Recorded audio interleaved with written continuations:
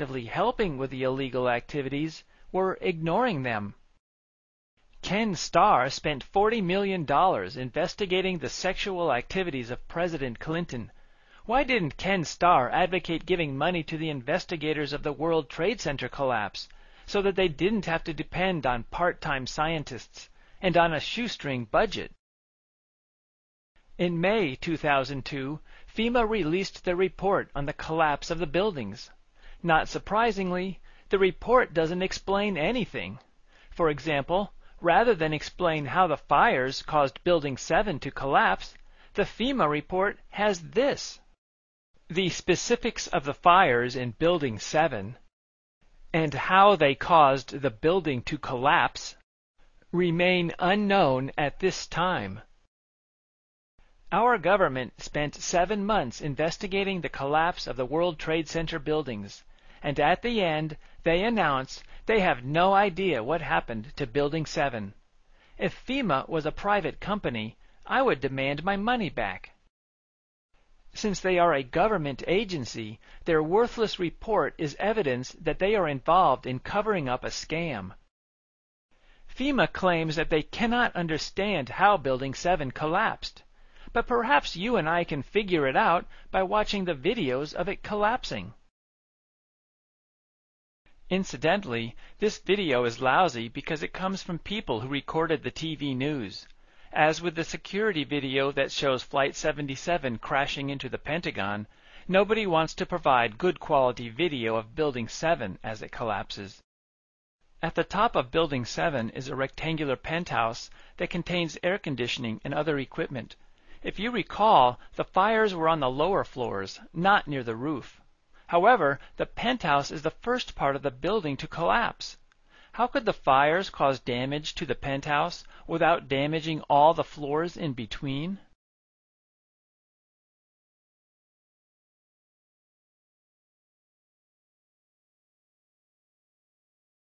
Here's a different view of the collapse. And another view. When fires cause steel buildings to crumble, do they normally produce this much dust? Well, since fire has never caused a steel building to crumble before, I guess we'll never know if this dust is typical. The person who took this next video decided to point his camera at Building 7 at just the right moment. If you've never seen a demolition of an old building, there's a DVD called What a Blast that shows how buildings are demolished. Notice that the dust comes from the base of the building, just as with Building 7. Also, the building falls down very quickly because the pieces are free-falling. They often cause the middle of the building to fall first, in order to pull the outer walls inward. PBS has a documentary called America Rebuilds, in which Larry Silverstein, the landlord of Building 7, explains what happened. I remember getting a call from the fire department commander telling me that they were not sure they were going to be able to contain the fire. I said, we've had such terrible loss of life. Maybe the smartest thing to do is pull it. And they made that decision to pull, and then we watched the building collapse. Which is more believable? FEMA claiming they have no idea what happened to Building 7? Or Silverstein claiming that the fire department demolished the building rather than bother putting out the fires, and without giving the tenants the opportunity to remove their documents and equipment?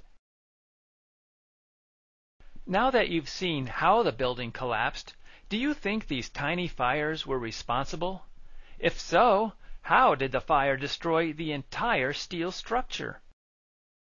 Building 7 collapsed in the same manner that demolition companies destroy old buildings. They use explosives to shatter the joints holding the steel beams together. The explosives are detonated in a sequence that causes the building to fall vertically downward into a tiny pile of rubble.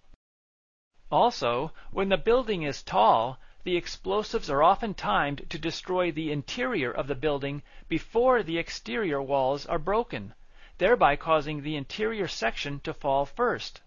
As the interior pieces fall, they pull the exterior walls towards the interior. This creates a small pile of rubble with the exterior walls laying on top of the rubble. Photos of the rubble from Building 7 show exactly that, namely the exterior walls on top of the interior pieces.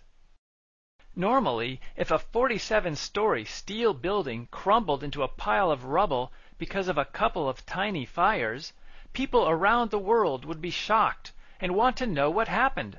Architects would be interested in understanding what happened so that they could design buildings better. People who live or work in tall buildings would wonder, can fire do this to my building? However, are any architects asking why Building 7 fell down? Are any people in tall buildings wondering if their building might also fall down? Why does nobody care that a steel building disintegrated for no apparent reason?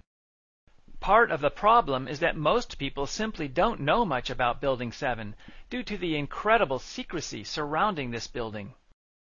We were frequently told of the evilness of Osama and Saddam, but how often did you see the collapse of Building 7?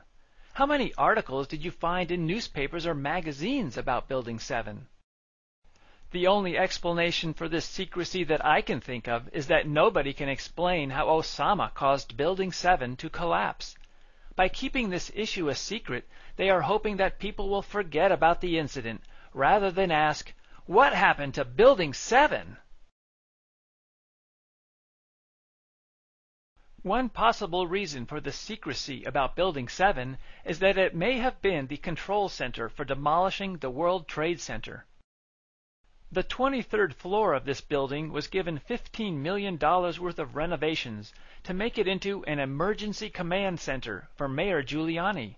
For example, it was given bullet and bomb-resistant windows. There is nothing strange about adding reinforcements to a government office to protect them in case of attack.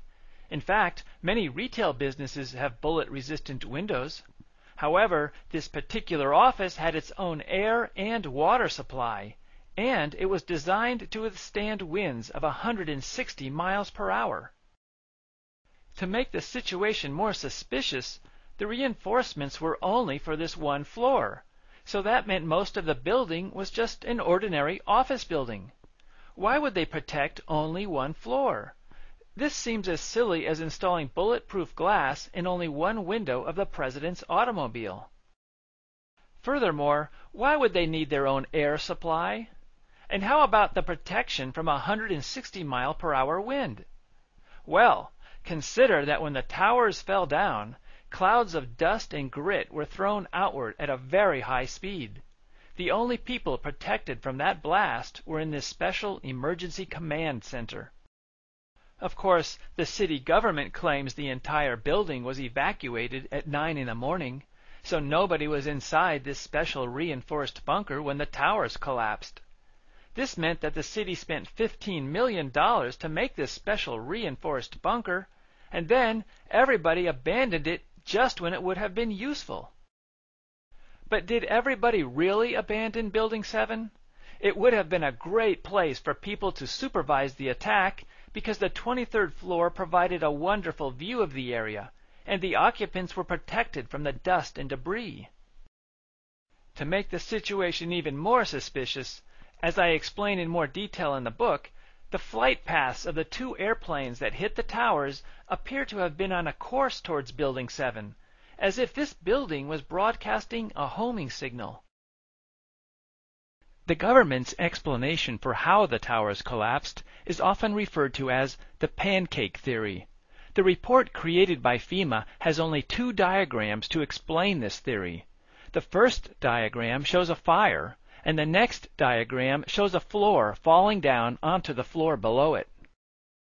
Supposedly, the falling floor breaks the joints holding the floor beneath it, and then both of those floors fall to the floor below that, which breaks that floor, and so on, eventually creating a stack of floors at the base of the building. One problem with this theory is that photographs of the South Tower show the top section broke off and fell to the ground, landing on top of building number 4. The pancake theory definitely does not explain the South Tower. However, just as FEMA did not bother to explain what happened to Building 7,